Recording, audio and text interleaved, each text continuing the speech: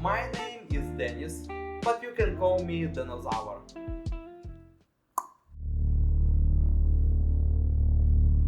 This is the weakest Paul Atreides in the entire story. No army, no empire, no prophecy. And he will never be this free again. Most people say Dune is a story about power, about religion, about what happens when you hand them a messiah. All of that is in these films, and none of it is what I think makes Paul's story so tragic. Because his tragedy isn't that he becomes a tyrant, it isn't the holy war that follows him. His tragedy begins much earlier, the moment he slowly stops being able to become someone else. This isn't the story of how Paul Atreides became the most powerful man in the universe. No, it's the story of how he stopped being the author of his own life. One scene before we start. I'm talking about Villeneuve's two films, not the novels. Everything here comes from what actually on screen. Almost every story ever told follows the same pattern, same shape. The hero starts weak, he learns, he survives, he grows, he becomes stronger, more respected, more capable, and with every step he gains something we thought to treat as the reward for all of it. Freedom. Strength means freedom. Knowledge means freedom. Power means freedom. We've heard it so many times that we stop checking whether it is true. And at first, Dune looks like exactly that story. Paul begins as a boy who controls almost nothing. His family decides where he goes, his teachers decide what he learns, his future seems to belong to everyone except him. Then Arrakis happens. He survives, he learns the desert, he earns the Fremen, his visions sharpen. People start to follow him. From outside that looks like freedom, but these films ask something most stories don't bother to ask. What if power and freedom are not the same thing? Because every ability Paul gains arrives with a hidden cost. Learning the Fremen way gives him survival and pushes him closer to the future he's terrified of. His visions become clearer, and every vision removes possibility. His followers trust him more, which means they expect more. He gains influence and slowly loses the ability to refuse it. And without anyone noticing, the story changes shape. This is no longer a man becoming powerful. It's a man being trapped by exact thing that made him powerful. From the outside, Paul looks unstoppable. Inside, something has already started to disappear. Not his courage, not his morality, not even his humanity. No, his ability to imagine a different future. And that matters because a decision only feels a choice if you believe another future is still possible. It doesn't happen all at once. No, it's divided into three different stages.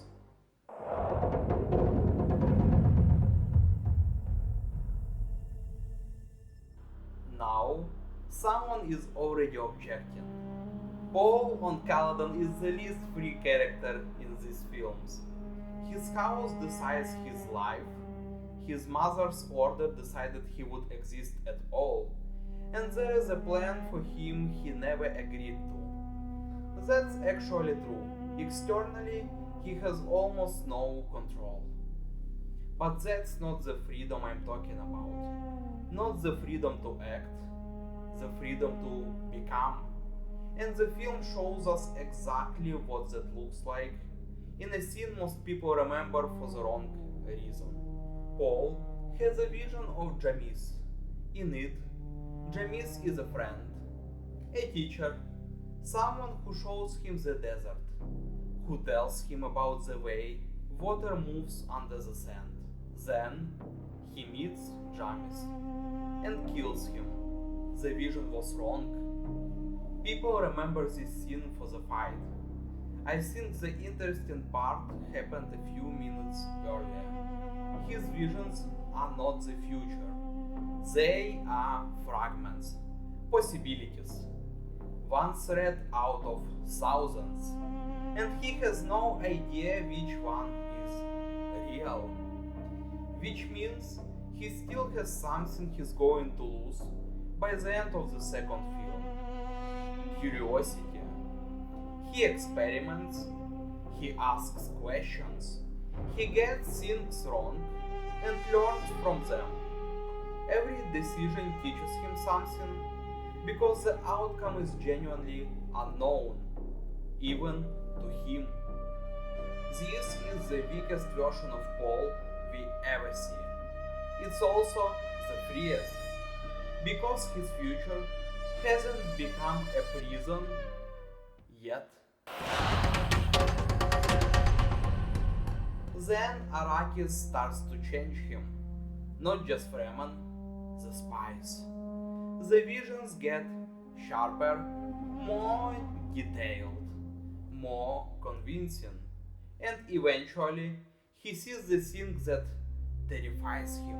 Billions dead, carried out in his name. Here is where I think the most people misread Paul's journey.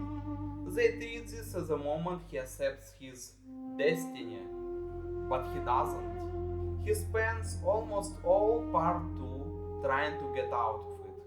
He refuses to go south. He tells them he isn't the one they're waiting for. He tries to stay what he was, a fighter among fighters, a Fedaykin, someone's son, someone's partner. That refusal is Paul's last real act of freedom, not because he escapes fate, but because he still believes fate can be escaped. And then, watch what the film does to that belief. Every time Paul denies being the Messiah, Stilgar takes it as proof.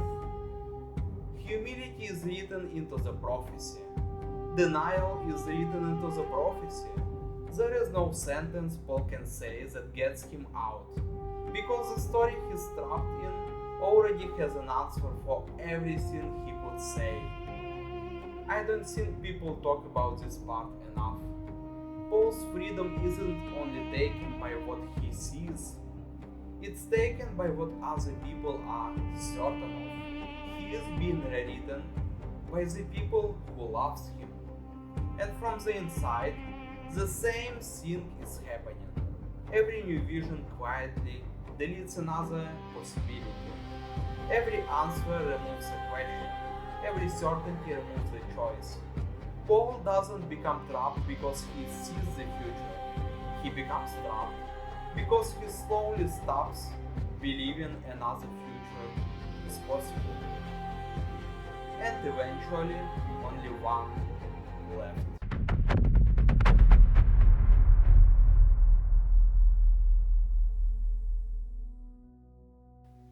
Everyone calls this moment Paul becomes Muad'Dib. I would say the opposite. This is the moment Paul stops becoming. Watch how he moves afterwards, how he talks. He doesn't search anymore. He doesn't wonder. He never asks what if again. Every decision now comes out of certainty instead of discovery. He isn't choosing between the futures. He's walking through one he has already seen in full details. And it isn't only his destiny that changes here. It is who he is to himself. Earlier in the film, Paul became someone new because of the choices he made. Now every choice he makes exists only because it was already inside the future he saw. The future no longer follows Paul, no, Paul follows the future. And the film shows you exactly what it costs. It puts all of it into one person. Chani never believed the prophecy. She loved the man, not the Messiah. And she spent the entire film insisting that Paul could be something other than what everyone needs him to be. She is the last voice arguing for the open future. And in the final scene, while everyone else kneels, she doesn't. She lives. She isn't a subplot.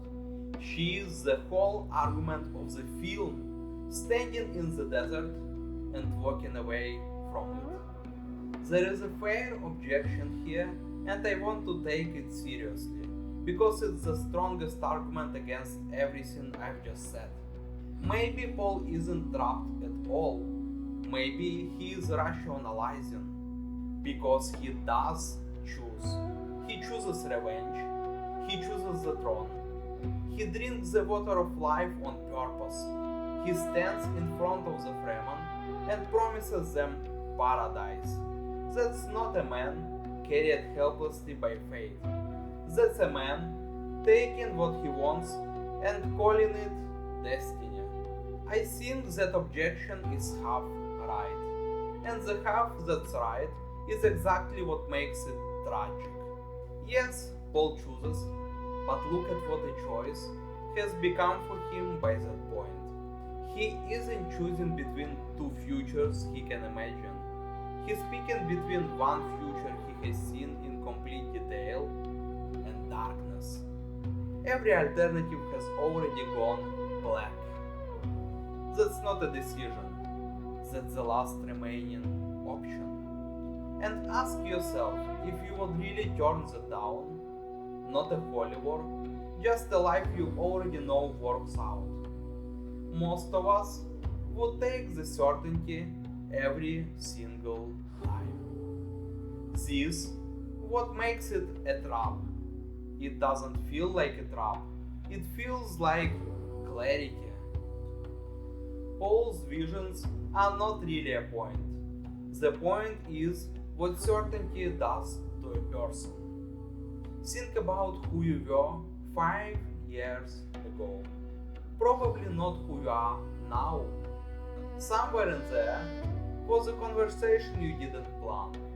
A failure that rearranged your priorities. A person you didn't expect to meet. We don't just move through time. We get rewritten by it. Imagine reading the last page of a novel before the first. You would still read every chapter, but would they change you? Probably not, because surprise is a part of transformation.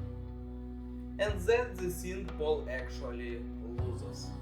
Not his freedom, he loses the ability to be changed by his own future. Early on, he reacts to the world. By the end, the world just unfolds the way he expected. Nothing arrives unannounced. Nothing forces him to become anyone new.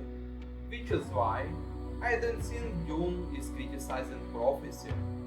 It's criticizing certainty.